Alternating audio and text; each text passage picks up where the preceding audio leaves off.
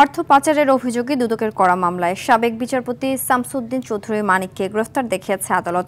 সকালে ঢাকা মহানগর senior special জজ সাব্বির ফয়েজ এ আদেশ দেন। তদন্তকারী কর্মকর্তা অভিযোগ আনেন, বিচারপতি থাকাকালে ক্ষমতার অপব্যবহার করে অবৈধভাবে জ্ঞাত আয়ের বহির্ভূত 5,40,00,000 টাকা অর্জন করেন মানিক। একসঙ্গে অসঙ্গতিপূর্ণ সম্পদ অর্জন করার এ মামলায় তাকে গ্রেফতার দেখানোর আবেদন করেন। আদালতে সাবেক এ বিচারপতির পক্ষে কোনো আইনজীবী ছিলেন না।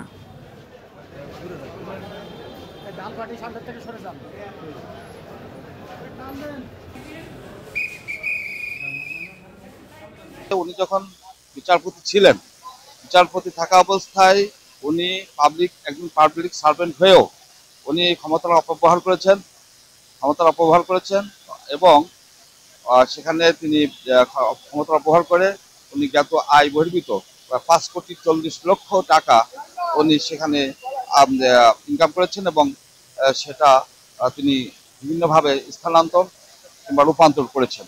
সেই অভিযোগ এনে তাকে এই মামলায় আজকে সন্দেশ করা হবে।